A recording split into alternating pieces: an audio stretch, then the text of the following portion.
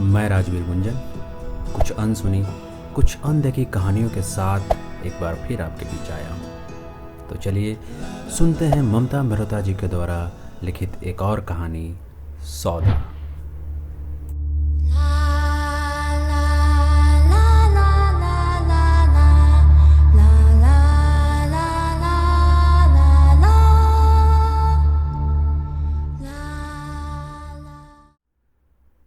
मुन्नी पसीने पसीने हो रही थी। भय एवं थकान के मिश्रित भाव मुन्नी के माथे पर एवं चेहरे पर पसीने की बूंदों के रूप में दृष्टिगोचर हो रहा था। हाथ थे कि जवाब दे रहे थे।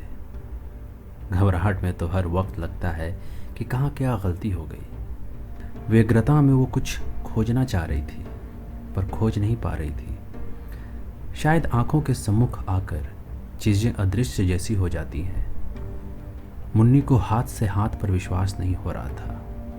एक अनजाना भय, एक अजनबी दहशत, ऐसी कुलबुलाहट क्यों ऐसी बेचैनी। लगता है जैसे कुछ नितांत निजी सा छूट रहा हो और कुछ भी कर पाने में वो असमर्थ हो। इधर उधर सब तरफ बस हाथ चल रहे थे, मानो कहीं और से भी नियंत्रित हो रहे थे। ऐसा प्रतीत होता था मानो उन पर अब उसका संतुलन रहा ही नहीं। एक बारगी मुन्नी ने सोचा, कहीं गलत कब्र की खुदाई तो नहीं कर रही। पर नहीं। अपनी दाईं ओर देखा। हाँ, दाएं से चौथी ही थी। हाँ, दाएं से चौथी ही थी और बाएं से, वहां से तो गिनती ही नहीं की थी, पर निश्चित तौर पर दाएं से चौथी ही चौथी थी। अपनी जुबान से होंठ काटे। हाँ, पक्का चौथी थी। फिर कहाँ गुम हो गई? अरे कहाँ गुम हो गई? फिर पसीना पोंछा। मेरी आत्मा, मैंने कल रात इसी पहर उसको यही तो दफनाया था। मुन्नी के मुंह से बस इतना ही निकल पाया। फर्क सिर्फ इतना था कि कल रात इतनी काली और भयावह न थी। एक इंसानी शरीर जितना लंबा दूर से आवाज करता हुआ आया। मुन्नी ने बचने की कोशिश न की होती और पीछे न मुड़ी होती तो शायद चमगादड़ उसे घायल कर देता। उतना बड़ा चमगादड़ मुन्नी ने अपने जीवन में कभी नहीं देखा था। एक इंसानी शरीर जितना लंबा उड़ने वाला राक्षस ही तो था, या फिर शायद खून पीने वाला दानव था जो शमशानों में रहकर शरीर का खून निचोड़ता हो। पर शमशान में दफनाई हुई आत्माओं के शरीर में खून ही कहाँ बचता होगा, ये इस चमगादड़ को क्या पता। भटकती हुई आत्माओं में तो स्वयं खून पीने की शक्ति होती है। आत्मा को गिरवी रखने या बेचने से तो फिर भी कुछ द्रव्य एकत्रित होगा, पर दफन कर देने से शायद शरीर भी मृत प्राय सा हो जाता है। ठीक से ज्ञात है कि मुन्नी के मुंह से निकला, मैंने अपनी आत्मा को इसी जगह स्वयं अपने इन्हीं हाथों से दफन किया था। एक बार मुन्नी ने अपने हाथों को ठीक से निहारा। हाँ, यही तो है, ये जिन्होंने मेरा सहयोग किया था आत्मा को दफनाने में। पर आज अफसोस कि वह भी उससे ढूंढ पाने में असमर्थ थे। मुन्नी ने एक निगाह अपने आसपास डाली और आंखों में उभर आए आंसुओं को पोंछा। चमगादड़ भी शायद रात की स्याह परत तले दब गया था। पर कब्रगाह से दूर, बहुत दूर, एक सूखे हुए पेड़ की क्लांत सूखी डाली पर कोई अट्टहास का स्वर आ रहा था। काफी सारी आत्माएं मुन्नी के व्यर्थ के शारीरिक परिश्रम को देख उसका मखौल उड़ा रही थी। मुन्नी को एक बारगी लगा कि कोई क्यों कर उसके ऊपर हंसेगा। उसने अपनी आंखें गड़ा गड़ा कर देखा तो उसे स्पष्ट प्रतीत हुआ कि उसकी आत्मा भी उन आत्माओं के साथ वहां टंगी हुई थी। उसके आश्चर्य की सीमा न रही। आवाज हलक में सूख गई। उसकी आत्मा वहां टंगी हुई है। आत्मा तो अजर और अविनाशी है, जो कहीं भी विचरण कर जा सकती है। तो उसकी आत्मा अपनी कब्र से निकलकर मुक्त वातावरण में उड़ रही है। फिर उसने अपना शरीर तो दफन किया नहीं था। मामला तो सिर्फ आत्मा को मारने का था। मुन्नी की आत्मा तो कब का उसका शरीर छोड़कर जा चुकी थी। इसका तो मुन्नी को एहसास ही नहीं हुआ, और अब जब एहसास हुआ तो बहुत देर हो चुकी थी। फिर भी देर आए दुरुस्त आए की तर्ज पर उसको पकड़कर ढूंढ कर वापस बुलाना चाहा तो वो उसका साथ छोड़ मृत आत्माओं के बीच स्वयं उसका ही उपहास कर रही थी। कहाँ वो घंटों से इस ताज़ा तरीन कब्र को खोद रही थी और कहाँ वो पेड़ों पर टंगी हुई है। मुन्नी को दुख मिश्रित क्रोध हुआ। अब वो सिर्फ क्या शरीर मात्र है, उसकी आत्मा उससे बिछुड़ चुकी है। क्या वो कभी भी उसको नहीं पकड़ पाएगी? फिर भी एक कसमसाहट से मुन्नी ने दौड़कर उसको पकड़ना चाहा। थकान के बावजूद उसने अपने पैरों की गति तेज कर दी, पर अफसोस, इससे पहले कि वो उसको पकड़ पाती उसका पैर एक कब्र पर पड़ा और वो गिर पड़ी। वो उसके कब्र से भी ताज़ा कब्र थी। शायद अभी अभी किसी को दफनाया गया था। उसकी मिट्टी भी अभी पूरी तरह बैठी नहीं थी और उसके गिरने से वो उघड़ गई। उसमें से एक चेहरा निकल आया था। वो चेहरा देख मुन्नी चीखी नहीं, पर शायद आवाज़ उसके गले में अवरुद्ध हो उठी, क्योंकि शायद उसके कान किसी भी शब्द को सुन पाने में असमर्थ थे। वो कांप उठी। अपने शरीर की सिरहन वो अच्छे से महसूस कर रही थी। शायद उसने नहीं चाहा था कि उसकी आंखों से आंसू गिरे, पर आंसू तो अविरल धारा के रूप में बहते जा रहे थे। वो पागलों की तरह कब्र पर अपना सिर पटक रही थी, पर सब व्यर्थ। मरने वाले भी क्या कभी जिंदा होते हैं? और उसकी आत्मा, वो तो जैसे उसके शरीर से पीछा छुड़ाकर बेहद प्रसन्न थी। वो अन्य आत्माओं के साथ मुन्नी को ठेंगा दिखाकर उड़ गई यमलोक के लिए। अब जबकि उसके सामने वो लाश थी, आत्मा का होना या ना होना बेईमानी था। पहले अपनी आत्मा को दफन किया, फिर अपने ही हाथों अपने सबसे अजीज को मार डाला और वो बिलख पड़ी। पर अब जैसे सब व्यर्थ हो चुका था। कभी कभी इंसान जब पछताता है तो बहुत देर हो चुकी होती है, और उसके जहन में वो दिन घूम गया जब काजी ने घर के दरवाजे पर दस्तक दी थी। वैसे तो काजी साहब को उसके घर पर बराबर आना जाना लगा रहता था, क्योंकि उसके पति भी मस्जिद में जाकर अक्सर झाड़ू बुहारू कर देते थे। काजी साहब से घर की माली हालत छुपी न थी। अब नंगा क्या ओढ़ेगा, क्या लपेटेगा? जिस घर में सिर्फ एक कमाऊ मर्द हो और 10 खाने वाले हों, वहाँ क्या कुछ पर्दे के अंदर छिपाने लायक रहेगा? उसकी जवान होती बेटियाँ, उनका नूर तो शायद छुपाते छुपाते भी छलक जाता था, और वो काजी साहब की आंखों में खटकने लगा था। क्योंकि खटकता ना तो काजी साहब वो बात क्यों बोलते जो बोलने की हिमाकत वो बहुत आसानी से कर गए। बेटी ने चौके से लाकर पानी का एक बड़ा गिलास उनके सामने रखा और अंदर चली गई। उधड़ी हुई सलवार कमीज़ को भी बड़े सलीके से बांधती थी उसकी नुसरत। घर में सबसे बड़ी होने का जो शऊर होता है वो उसमें पूरी तरह था। एक लाज का पर्दा वो अपने बड़ों से खींचे रहती थी। अरे दुल्हन, अभी क्या उम्र होगी बिटिया की? पर काजी ने आंखों ही आंखों में नुसरत की उम्र तोल ली थी। उनकी निगाह देख मुन्नी अंदर तक सिहर उठी थी। माँ का दिल था, सब समझता था। काजी काफ़ी देर तक नुसरत के अब्बू का इंतज़ार करते रहे। देर शाम नुसरत के अब्बू ठेला खींचते हुए आए। अपने कंधों पर से गमछा उतारकर माथे पर छलक आई बूंदों को पोंछा और झोपड़ी नुमा घर में दाखिल हुए। काजी को देख उनका पैर थोड़ा ठिठका, पर निगाह मिलने पर मानो एक मौन सहमति प्रेषित हुई। नुसरत के अब्बू की बातें सुन मुन्नी के कान थोड़ा बचे और एक झटका सा लगा। क्यों काजी साहब, काम बन गया? काम? मन ही मन मुन्नी ने सोचा, किस काम की चर्चा दोनों कर रहे हैं? काजी ने स्वीकृति में सिर हिलाया, फिर एक निगाह मुन्नी पर डाली। नुसरत के अब्बू उठे, उनके साथ काजी साहब भी उठ गए और दोनों दरवाजे से बाहर खुले आकाश के नीचे आ गए। काफ़ी देर तक दोनों में गुफ्तगू होती रही। क्या हो रहा है, इसके क्यास मुन्नी और नुसरत अंदर बैठे बैठे लगाती रही। नुसरत चौके का काम समेटने में व्यस्त थी। मुन्नी का मन नहीं लग रहा था। एक बार की मन किया कि दरवाजे की ओर कान लगाकर सुने, पर पकड़े जाने पर काजी की निगाह का हास्य और नुसरत के अबू की डांट का जहन में ख्याल आते ही रूह सिहर उठती थी। काफ़ी वक्त बीतने पर नुसरत के अब्बू अंदर आए। उनके चेहरे पर एक मोटी सी मुस्कान थी और चेहरे पर निश्चिंतता। काम बन गया है, वे बोले, कैसा काम? मैंने चौंक कर पूछा। नुसरत की शादी का। नुसरत की शादी? तुम अपने होश में तो हो? मुन्नी ने लगभग चीखते हुए कहा, अरे वो अभी बच्ची है, बच्ची। उसके चीखने से बच्चे सहम गए। नुसरत का चेहरा तो स्याह पड़ गया था। वो थोड़ी देर तो ठिठकी हुई वहीं खड़ी रही, फिर बाप का चेहरा देख डर के मारे बाहर भाग गई। उसके पीछे पीछे उसके छोटे भाई बहन भी हो लिए।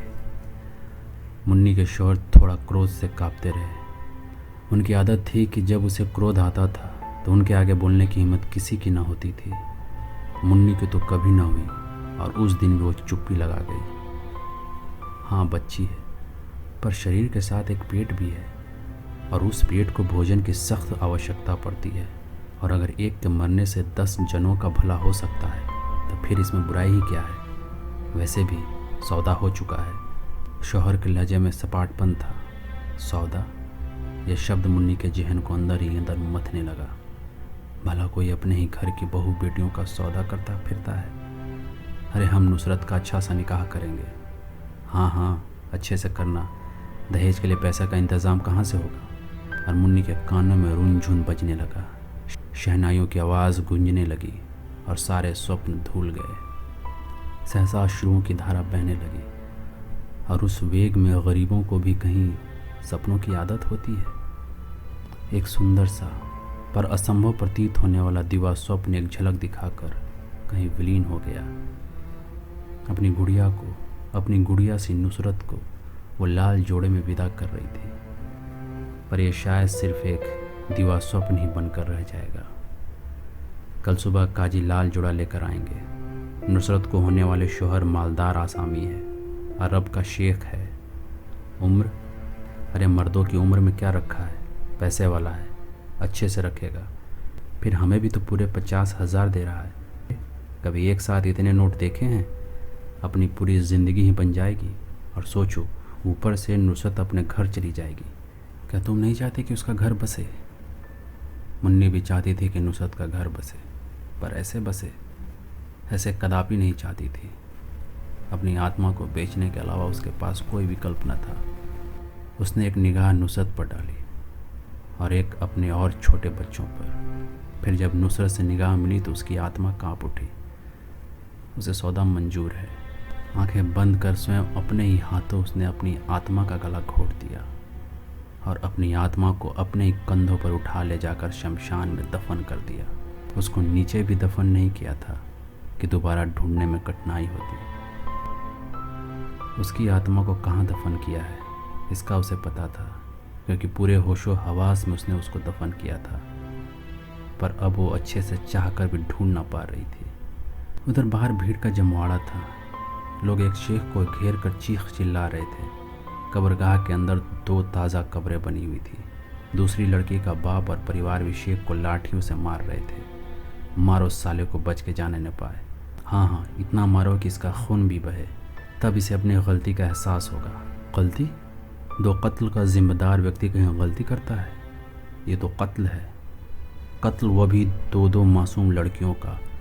खेलने खाने की उम्र में अल्लाह को प्यारी हो गई बेचारी। इस इंसान की फितरत तो देखो, एक साथ 2-2 लड़कियों के साथ निकाह रचाकर रंगरेलियां मना रहा था और तुरंत बाद ही काजी की मदद से तलाक देकर उनको बेसहारा छोड़ दिया। इन लड़कियों के लिए सिर्फ शर्मिंदगी का रास्ता बचा और नहीं तो कोठों का। अरे गलती शेख की थोड़ी है, गलती तो कसाईनुमा बापों की है, जिन्होंने अपनी लड़कियों का सौदा किया और फिर उन्हें मरने के लिए मजबूर कर दिया। सही बात है, सौदे के बाद तो माल बिक जाता है, फिर ये लड़कियां भी तो बिक गई। एक बात काबिल तारीफ़ है कि कम से कम अपने माता पिता से तो ज़्यादा ही गैरत इन लड़कियों में थी। भीड़ में से कोई बोला। हर एक की कही हुई एक एक बात मुन्नी के मस्तिष्क में हथौड़े का काम कर रही थी। उसे एक शब्द भी सुना नहीं जा रहा था। कलेजा चीरता हुआ हर शब्द एक वार था। वो स्वयं अपमान से मरी जा रही थी। हाँ, वो सौदेबाज थी, गुनहगार थी। उसने अपनी बेटी को नीलाम कर दिया था। वही कातिल थी। पेड़ पर टंगी हुई उसकी आत्मा ने चिल्ला कर कहा, अरे तुमने तो उन्हें नीलाम ही नहीं किया, उसको मार डाला। तुम हत्यारिन हो, टायन हो, चुड़ैल हो। मुन्नी की आत्मा बहुत ही ज़ोर से अट्टहास करने लगी। उसकी आवाज़ बर्दाश्त के बाहर थी, कान फटे जा रहे थे। आत्माएं भी हंसती हैं। आत्मा की धिक्कार आज वो समझ पा रही थी। पर कब, जब सब कुछ उसका खो गया था।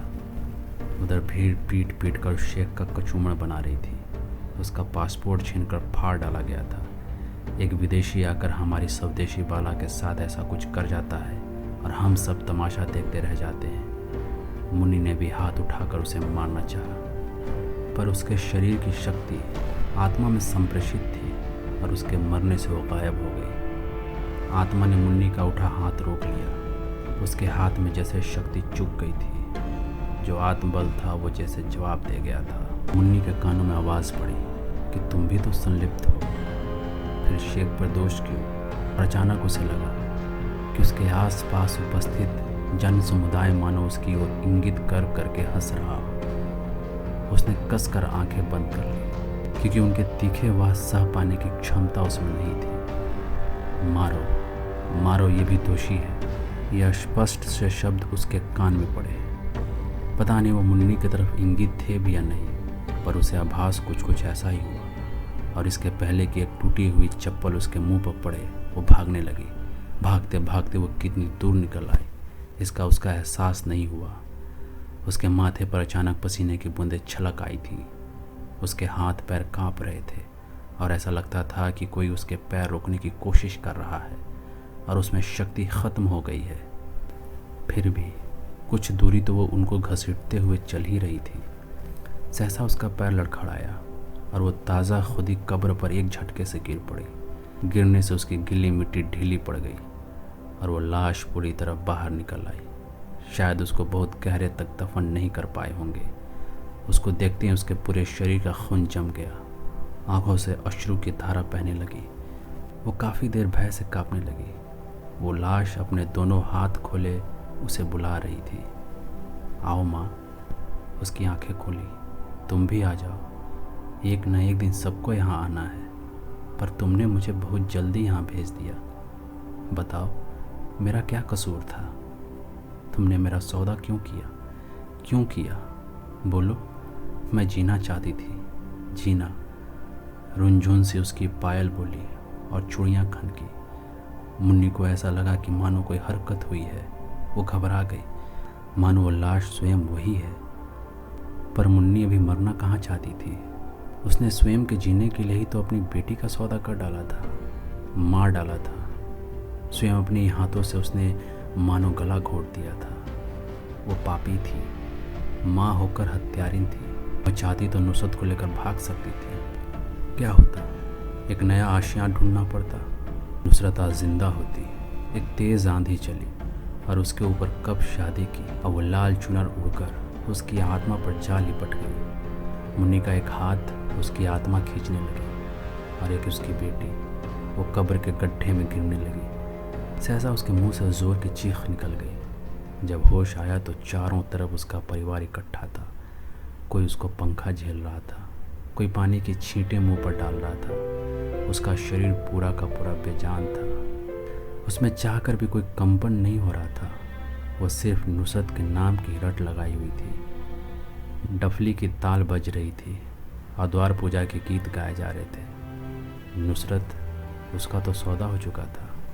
मुन्नी की आत्मा, वो तो शायद बहुत पहले ही मर चुकी थी और अब तो आकाश की अनंत सीमाओं में कहीं विलीन हो गई थी। इसका कोई अता पता न था। मुन्नी उठी और ज़ोर से चीखी, नुसरत मेरी बेटी है, उसको मैं मेहनत कर खिला दूंगी, पर शेख के साथ विदा नहीं करूंगी। उसने बगल में खड़ी नुसरत को भींच कर अपने कलेजे से चिपका लिया।